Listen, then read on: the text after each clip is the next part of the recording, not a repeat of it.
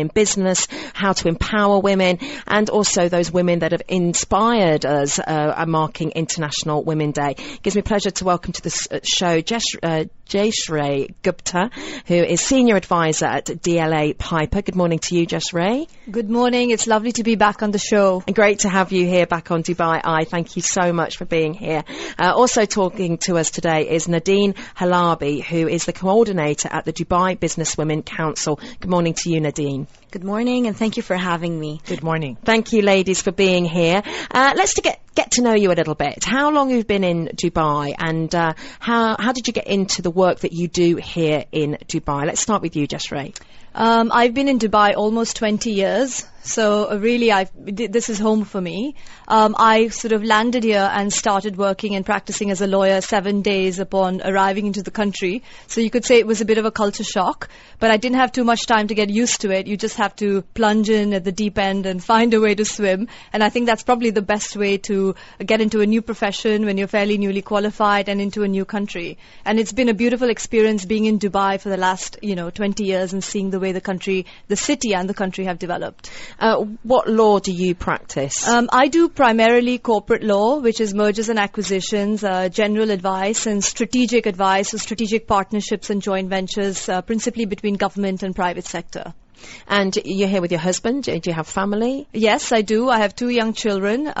Spent the first 10 years of my marriage having a really good time and going good up, on you. Climbing up the food chain, so to speak, in the whole rat race of the legal profession. And I spent the last sort of 8 years, sort of trying to find the balance, shall we say. Having a family and yes. Getting the balance with it, continuing in what is in a highly competitive world, working in corporate law and bringing up 2 small children. Yes, that's right. Oh, we try. And you're looking great and you're yes. radiant and you look very relaxed and there's a big smile on your face, so something's going right for you. That sounds good. And for you, Nadine, how long have you been here? I was actually born and raised in Dubai, so Dubai has been my home since forever. I've seen it progress immensely. I started my career teaching English at one of the private schools here in Dubai for about 6 years. After that, my husband and I moved or relocated to Bahrain for around 5 years, and that was when I decided to change careers. And I got to work in events management and PR industry. 5 years in Bahrain, then we decided to move back to Dubai.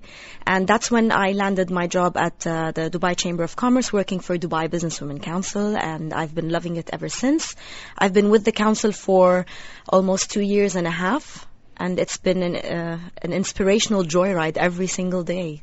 Why? What makes it so joyful for you? It's meeting all these remarkable women every single time. The members, they've grown in number. When I first joined, we had 45 members on board. We were open only for Emirati business owners. And with time, we've opened membership for expatriates, business owners, partners in a business, regular executives. Basically, any working woman in Dubai could join and be a part of the Dubai Businesswomen Council. And I've enjoyed it because you meet lots of amazing women out there. You'll be surprised to see the diversity in the industries that they represent. In terms of entrepreneurship, that's also another level of wow, because it's amazing how many Emirati women and expatriate women have been, coming up with brilliant businesses. So it's just been very rewarding. Do you think those ideas come about as a result of need in the society, or is it because these women maybe have studied or lived in another country for education, for their university education, and they bring back ideas from abroad? Most of them are just ideas that they've always been passionate about. And they were smart enough, like many of the members, women entrepreneurs at Dubai Businesswomen Council have been smart enough to combine their passion with what this country needs. Dubai has been developing immensely over the years. And the number of expatriates who have been living in Dubai in the last 10 years has also doubled and tripled and quadrupled. So with the change, you need to accommodate for that. And these women have come up with the most practical business ideas, the most creative, such as, for example, I could just on the top of my head just think of a member who is an expat who has moved to Dubai because her husband has a job here, and she was a working woman back in Europe. She came up with the concept of, delivering food in parcels for the whole week to a family. Let's say you're a family of 4 and it's called dinner time. So they put together all the ingredients of the food for the week. They send it over to your doorstep and it's just perfect. As a working woman, you don't have to go shopping at the supermarkets. You don't have to sit for hours putting together dinner. All you have is that amazing box, the ingredients, the step-by-step recipe of how to cook it and put it together, and there you go. That's one of them. We really know how to build convenience in Dubai, don't we? But they are helping you keep it healthy as well. And I've interviewed the ladies, and they're doing a great job. But it just goes, and what they've done beautifully is look at where they're living and go, where's there a need, and how we can fill that need and supply on that need. So looking at women and particularly focusing on some of the challenges and the triumphs of working in business here in the UAE. Our guests, let me reintroduce them. This morning we're talking to Jesre Gupta, who's Senior Advisor at DLA Piper, and also to Nadine Halabi, who is Coordinator at Dubai Business Women Council. So what would you consider to be some of the challenges women are facing today? I looked at the newspaper this morning, and one of the articles in the subcontinent section said, "It's okay to beat wife, most Bangladeshi men say." I thought, how can you put that as a headline in, International Women's Week in the newspaper? And it says that the UN set Millennium Development Goals have drastically decreased the maternal mortality rate and ensured maximum enrollment of girls in school in Bangladesh. But it sort of just sums it up. All of the progress we make as a society. I mean, if you look at Arab society, for example, it's very, very impressive how education has made, huge strides in Arab society. But only 1 in every 3 Arab women between the ages of 23 and 29 participate in our workforce in the Arab world. So I think that the challenges are so vast and so many, and I think what's happening is women are overcoming them slowly but surely. But every society, I think, today faces a very different challenge when it comes to women and how they deal with women. Nadine? I agree with what Jayshree mentioned.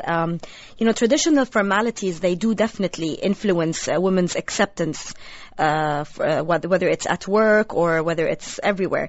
But the thing is, Dubai, as I said earlier, it's growing, and the cultural diversity does play a certain role as well, to a certain extent, as foreigners who are accustomed to working females are also entering the market, and this is somehow creating and increasing the competition. So there's lots of competition going on.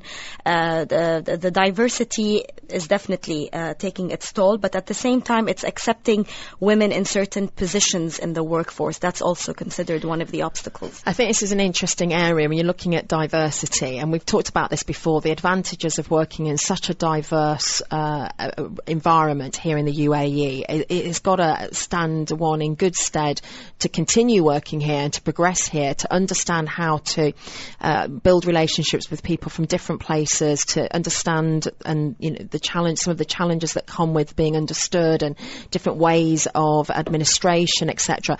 And of course, if you do leave, it should stand you in good stead to set up somewhere else and be able to communicate and practice. But some of the challenges that come with that as well is that do you feel, or do you, I mean, this is on a personal level or however you want to take it, but that in some ways it can hold you back in that you're spending so much time and energy on engaging diversity and embracing diversity and one should always do that, but if one was just talking to somebody where you come from the same place, you understand the same things, you're culturally understanding each other, that you're going to move on a lot faster and not be held back by the time it takes to be understood, for example, just as an example. I think what you're saying, definitely, I agree with it to a certain extent, Suzanne, but it's about you move on quicker simply because it is the way we've just been doing things around here. Okay. And sometimes the way we've been doing things around here is efficient and it works, but it may not be the right way and it might not be the best way. So what diversity does, it encourages you to really learn from the practices of other cultures and the way they do things perhaps, and to come up with a more professional method of doing things rather than a culturally specific way of doing things. So we have, let's say, women who come from more collectivist traditional backgrounds and they were never encouraged to speak up in a meeting where men are present.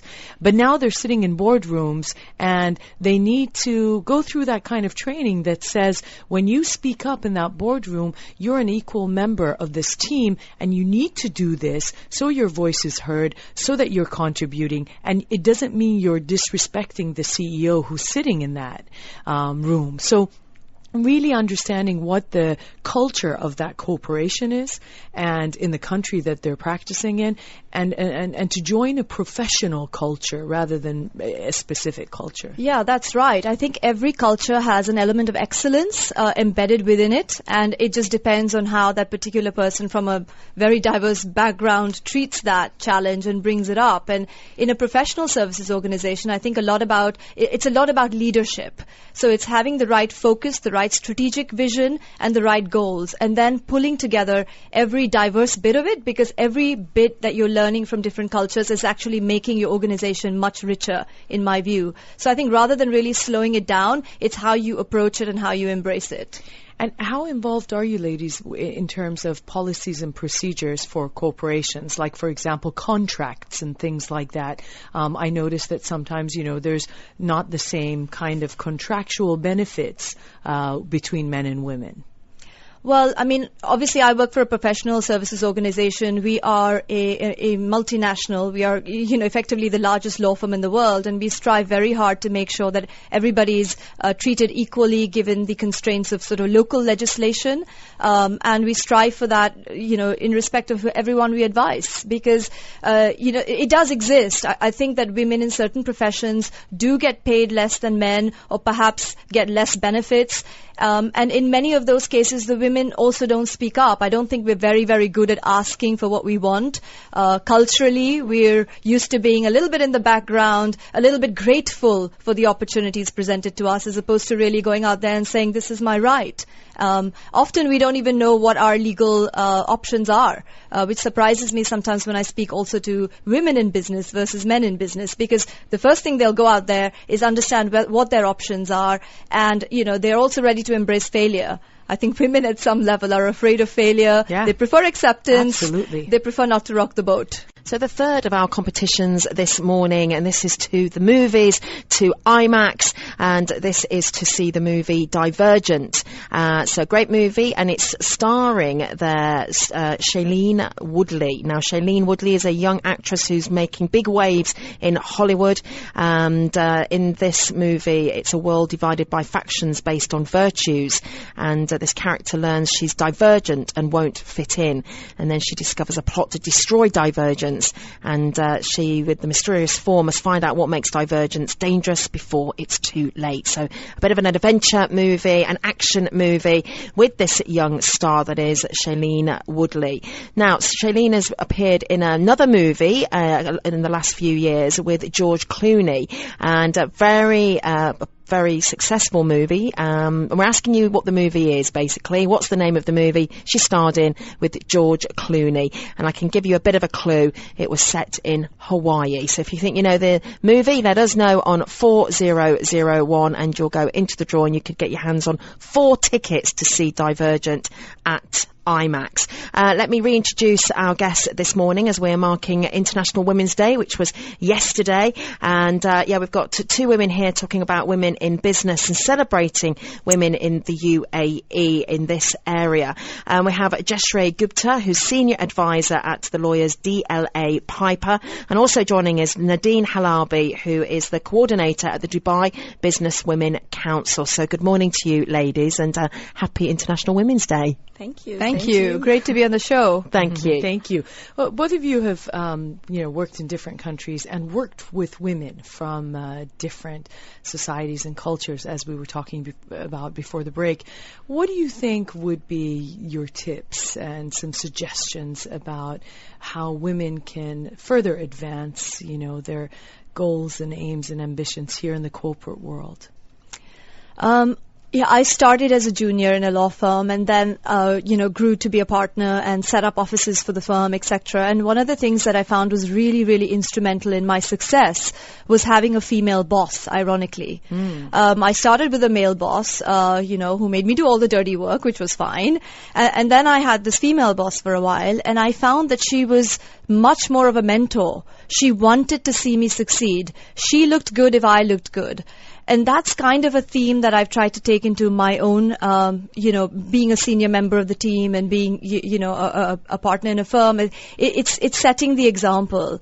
And I think a lot of women don't necessarily do that. They talk about breaking the glass ceiling. They talk about obstacles at work. But I think sometimes women come, in the way of other women being successful. And that's, I think, really, really important to remember is support and promote everyone else. Because if other women look good in your organization, you will look good. Yeah. Nadine? I would say surround yourself with like-minded women. I mean, gaining experience from their experiences always helps. Sharing, ideas, coming back to them for advice. Once you're in that world, there's so much that you can learn from these women. So that's definitely one thing I would advise. I would also advise women, especially working women, to network more. So try to see which networking group or council you want to belong to and just be part of it and gain from what it has to offer you, whether it is various diverse events, whether it is workshops and trainings that will enhance your skills and add more value to what you already know. So basically, it's a nice combination of meeting people and learning, and which is basically our mission and objective as Dubai Businesswomen Council. We support women and we empower them through these two channels. But I was going to ask you about the work that you're doing at the Dubai Businesswomen's Council. I mean, who are the women that are members of this council? And you just touched on their workshops, networking events, but what else do you offer to women in business? Dubai Businesswomen Council is basically a support group for any working woman here in the UAE. And regardless of nationality or culture or business type or industry, its doors are open for anybody who wants to be a part of it, as long as you're working. And, even if you're working or your license is based in Sharjah or Ras Al Khaimah, you're still welcome to be a part of the council. So what we do is we provide the members with the possibility to network with like-minded women through the various events that we co-host, promote, sometimes host. That's one thing. Another thing is we develop their skills. And one thing that's so important for businesswomen these days is to always touch up on that. Regardless where you are in the hierarchy position, whether you're on the top of the pyramid or you're just starting up, you need to touch up on those skills. And attending workshops, such as the workshops we offer on a monthly basis that are very business-oriented, will help you do that. Because every month we bring in a guest speaker that will discuss a particular topic or will deliver a workshop that is related to a different aspect in business, whether it's related to HR, whether it's related to finance, budgeting, even business etiquette. So we try to cover the whole spectrum. And that definitely adds value to our members. But what I would also like to say is that Dubai Businesswomen Council is also supporting the women entrepreneurs in Dubai, not only the Emiratis, but also the expatriates. And just in January, we launched the Ru'ya initiative, which is vision in Arabic. And I would definitely, encourage any woman who has a fresh business plan that hasn't been materialized or conceptualized yet to apply for this initiative, because not only will there be winners selected, but these winners will be given cash money and prizes and 1 year of mentorship and support by MasterCard professionals. I just wanted to add that this initiative is in collaboration with MasterCard.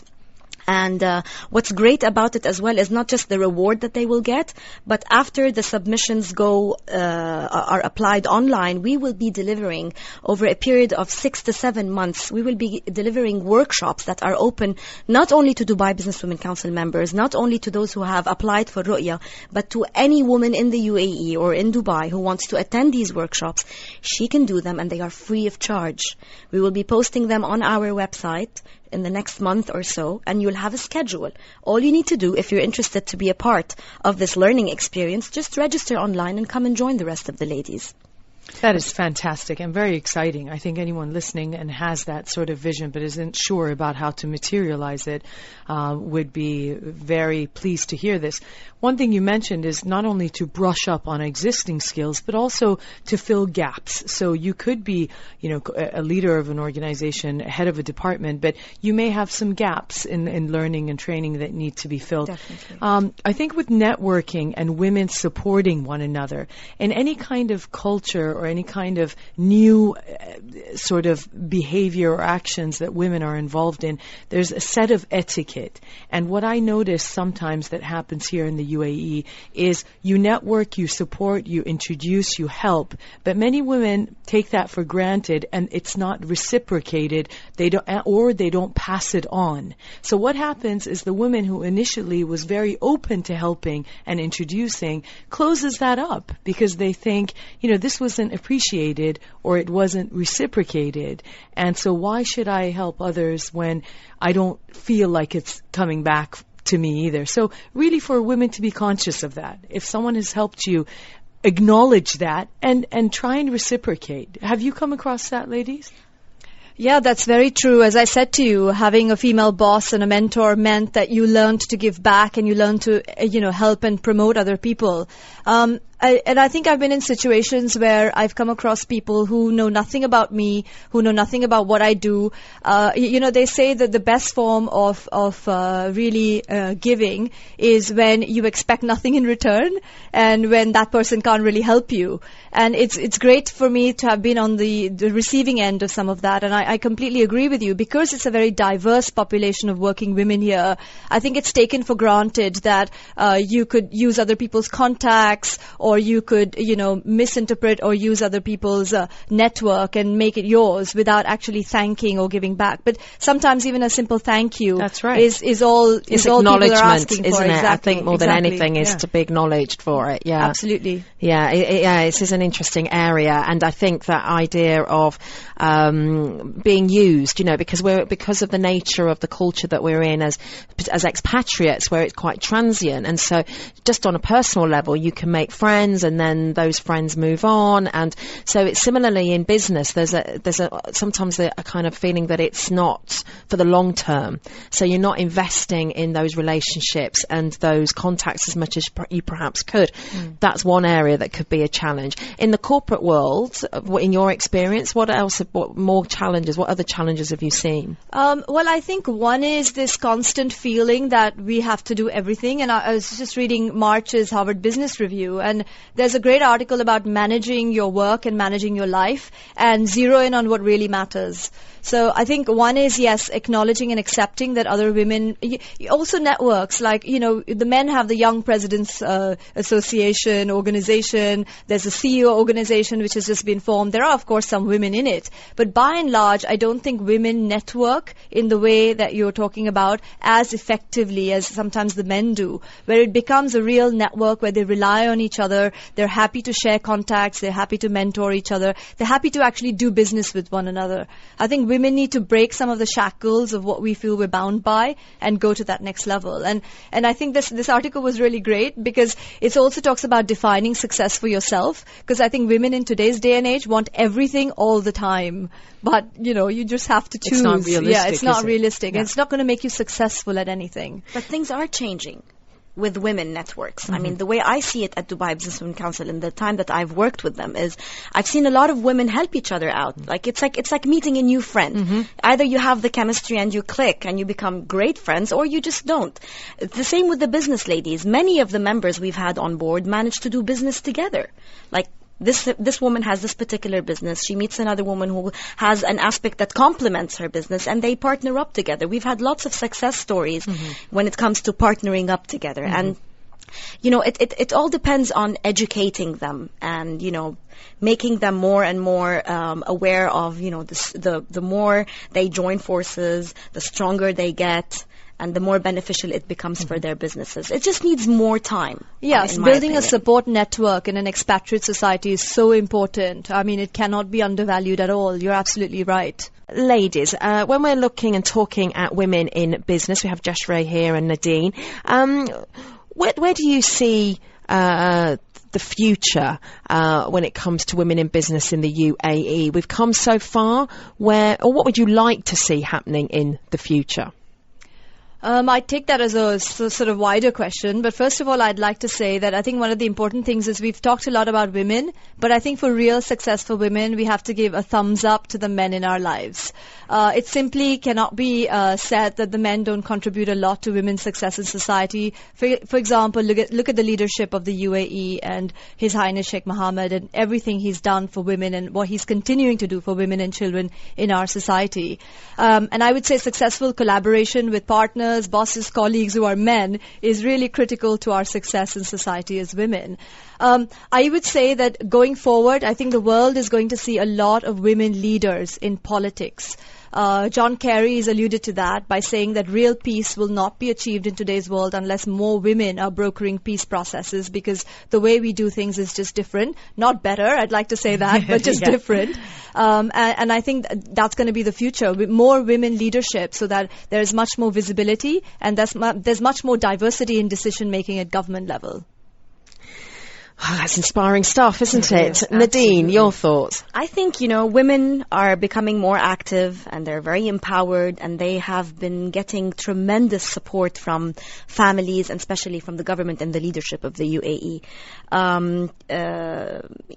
In nurturing the female entrepreneur population, we are definitely contributing to the growth of the economy. And while encouraging the betterment of our community and creating job opportunities and exciting new businesses. So I see, that the UAE has a very strong vision for women, and they are going to be a very integral part of this country, its economy, and definitely in Expo 2020. And if I may just quote His Highness Sheikh Mohammed bin Rashid Al Maktoum, when he said, "It is not strange for a UAE woman to be an ambassador. She who proves herself merits praise and encouragement." And I think this doesn't necessarily apply only to the Emirati women, but to all the women who are living in the UAE here, who have come a very, very big way. It's a lot to celebrate, isn't there? It absolutely is. And I think that celebration also needs to begin at home.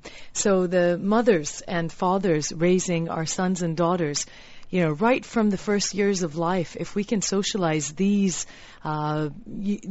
principles and these philosophies in our kids as they're growing up, if we can do it in our schools, then by the time they reach, employment and the workforce, there's a lot that has already been done, and they've paved the way for really healthy, functional individuals. It's so true, and that a lot of and one of the reasons for having these kind of talks and to mark such days is to realise that often behind the scenes, as it should be actually, just doing what you're doing, living your life, doing the job that you do, but our unsung heroes, and people maybe don't realise some of the work and the challenges and the triumphs that are going on. And some of the things that you picked up on, Samine, earlier was the inventions and innovations that have been down to women, where perhaps we wouldn't have known that. We would have assumed they were men, but actually women have invented them. Yeah, that's true. Like, to start with, I'm sure a lot of women will celebrate right now as I say this, the dishwasher. So in 1886, the first dishwasher combined with water pressure was invented by Josephine Cochrane. And unfortunately, a lot of women wash dishes and then they put them in the dishwasher. So we use it as a sort of conditioner. But it was really changed the way we do things at home. Disposable diapers by Marion Donovan in 1951. Then there was the windshield wipers of cars. So drivers were skeptical about Mary Anderson inventing the first manual windshield wipers in 1903. Liquid paper. So Tipex, by a secretary her name is Bet Nesmith Graham. She was a secretary, used white tempera paint to cover up her typing errors, and then she decided, maybe I need to turn this into something of a business idea. There you go, and out of that came this enormously successful business idea. Yeah. So again, inspiring people, inspiring women, but also being inspired by women today as we mark International Women's Day. That was yesterday. Yep, so education, innovation, don't be afraid. find your passion, get out there, and whilst you're doing all of that, remember to help other people along the way. I think there's some of the lessons that we've learned and the messages that have come out of this morning's show. So thank you very, very much to my guest this morning, Jeshre Gupta, who is Senior Advisor at DLA Piper. Thank you, Jeshre. You're most welcome. Pleasure to be on your show. Thank you so much. And also to Nadine Halabi, Coordinator at Dubai Business Women's Council. For people to find out more about the Dubai Business Women Council, they can log online. You can see at dbwc.ae. Thank you so much, Nadine. Thank you. It's a pleasure. And as always, a big thank you to Samaneh Shaheen. Thank you, my soul sister, Suzanne. Soul sisters. We should have a theme tune, but we don't, and I'm not going to sing. But until the next time, Sammy, see you next week. For sure. Big thank you to everybody that has texted in this morning.